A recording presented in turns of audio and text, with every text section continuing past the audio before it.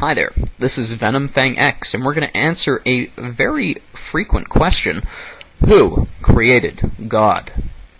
Now, the question itself is actually a fallacy. It doesn't make sense. How can God be created? He wouldn't be God if he was created. He always existed. Now, you're going to say, how could God always exist? Where did he come from? Well, if he always existed, he didn't come from anywhere. He's always been there. And so you say, how is that possible? Well, that's a fair question, so let's answer that. There's a general principle that says either everything came from nothing, which is impossible, or something always existed and created everything that is created. You have no other choice, so which is it? Did everything come from nothing, which is impossible, or did something always exist? Which is it?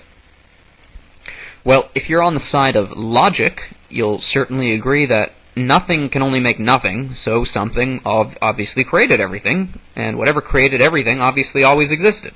So let's just try and figure out what always existed, because some people will simply say, okay, so if something always existed, then the universe, matter, time, and space has always existed, and we don't need to invoke the God into the equation. Well, here's the problem with that. To claim something is eternal, which means it's always existed and always will exist, to claim the universe is eternal is to apply properties of infinity to the universe. So let's try and apply properties of infinity, or eternality, to matter, time, and space, and if we can show you that matter, time, and space could not be eternal or infinite, that means they are created by something that is not made of matter, time, and space, which would then have the properties of God, being immaterial, eternal, and omnipresent. But we're getting ahead of ourselves. Okay, so let's start by showing you that matter, time, and space cannot be eternal. Let's take time first. Time is the measure of changes in matter. So imagine flicking a light switch once, okay? Now if I said, I'm going to give you a chocolate bar, after you flip a light switch an infinite amount of times, would I ever give you the chocolate bar? The answer is no, because you can't flip a light switch an infinite amount of times. You'd go 1, 2, 3, 4, 5, and you'd go on forever, and you'd never reach infinity. You would always have a finite amount of light switch flicks. So you can't reach infinity using finite instances, or another way of putting it, you can't have an infinite amount of finite things. So time, we know, had a beginning because there could not have been an infinite amount of time before right now. That's simply logical.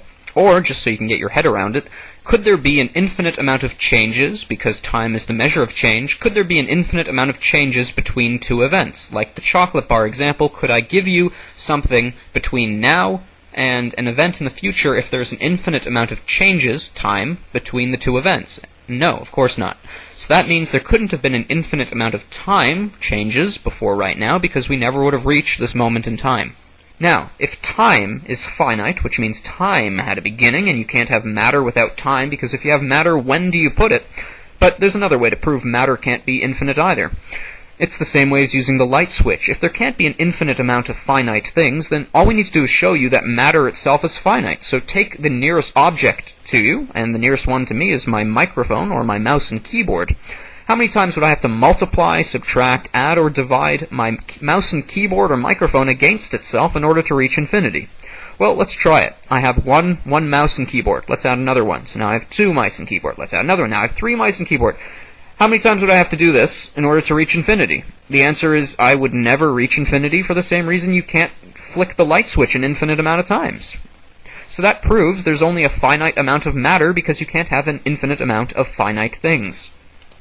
So we know that matter and time are finite, which means they had a beginning, that they are created, that they cannot be infinite, which means space cannot be infinite, because space is only the measure of the distance between matter, and if matter ceased to exist, there'd be a vacuum, there'd be no space. So if matter is finite, that means space is finite, because there's only a finite distance between the 2 farthest pieces of matter in all of reality.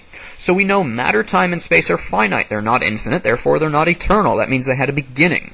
So what created matter, time, and space? Well, if something exists without matter, time, and space, that means Well, let's figure out the properties of something that exists without matter, time, and space. Well, if you exist without time, and time is the measure of change, that means you never change. That means there's no past or future, there's only an eternal now. And that's exactly why the Bible says God is the same yesterday, today, and forever, because He has never changed, and He never will change. He is God, He is eternal, He has always been. Has it ever occurred to you that nothing ever occurred to God? The past, present, and future are all one, and that's why God knows the future, because He's eternal and exists outside of time. Now, if you exist without matter, that means you are immaterial. That means you can't be touched, you can't be seen, you can't be smelled or tasted. You are not made of matter. Now, if you exist without space, that means you are inspatial or omnipresent. You are everywhere. You're not bound by spatial restrictions. So, something, and we know this as a fact, because we know matter, time, and space were created, and the only thing that can create matter, time, and space is something that exists without matter, time, and space, because if it existed with matter, time, and space, then matter, time, and space wouldn't be created. So we know matter, time, and space were created by something that exists without matter, time, and space, and to exist without matter, time, and space means you are eternal, omnipresent, and immaterial, which are the very traits of God.